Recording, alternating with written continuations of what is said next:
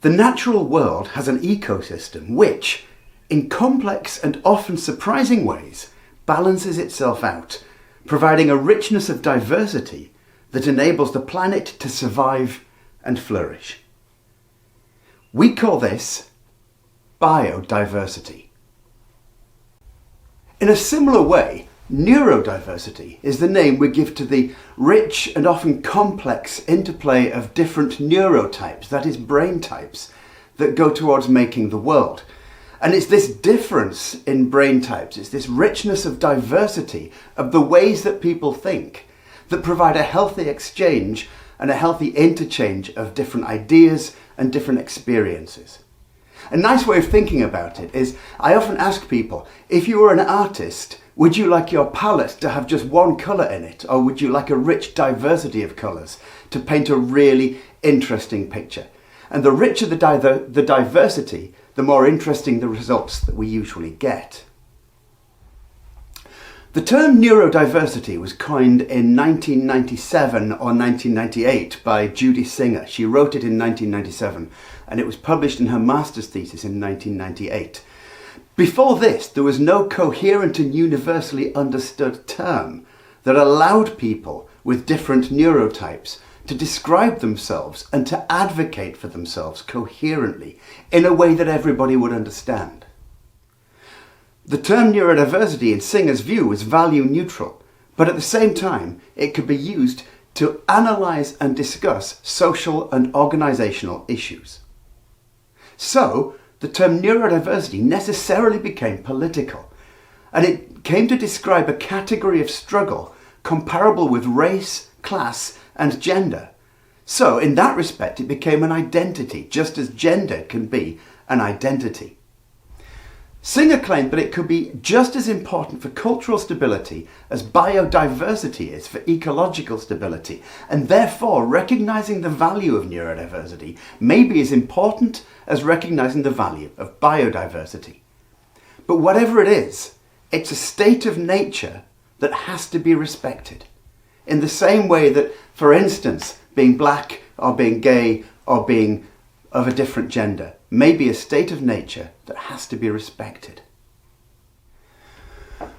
When we discuss neurodiversity, we generally talk in categories. So neurodiversity is the diversity of different brain types, but we can categorize these. So the most common categories are dyslexia, ADHD, and autism. But there are other categories as well that we generally talk about. So dyspraxia, dysgraphia, dyscalculia tend to fall within these very common types of neurodiversity. Other common types of neurodiversity include OCD, dysphasia, dysphasia and dyslalia being essentially problems with the production and perhaps comprehension of speech. Synesthesia, where you have one sensory input and another sensory output comes from that. So, for instance, if you hear the sound of a trumpet, you see red, or if you smell something, you can also hear something accompanying that. That's synesthesia. Tourette's syndrome and auditory processing disorder. That is, when you hear something, it takes you a little while to process what you hear, and sometimes you might process it, let's say, slightly differently. It is, however, very unusual to have only one type of neurodifference, we say. So if you're dyslexic, the chances are you'll also be dyspraxic. If you have ADHD, you may also be dyslexic. You may also find that overlaps with autism. From this, you may occasionally hear some slightly confusing language. So let's go through this language just to keep up with what it might mean. So as we say, neurodiversity is the diversity of all neurotypes, and that includes all of us. Every single one of us fits into this diversity in the same way that every single plant or every single animal is part of biodiversity.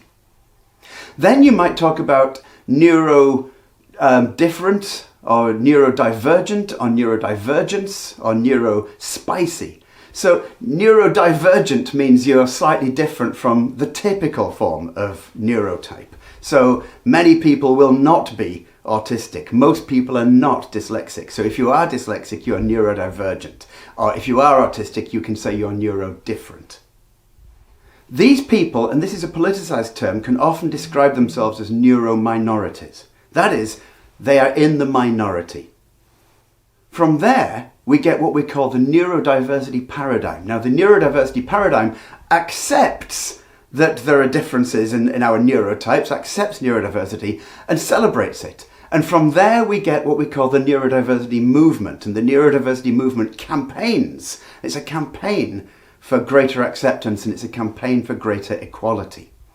Finally, you might sometimes hear the term neuronormative bias. That's when you walk into for instance, a workspace and everything's set up for the majority of neurotypes, for that awful word I hate, neurotypical, which we try to avoid. But everything's set up for the neurotypical mind.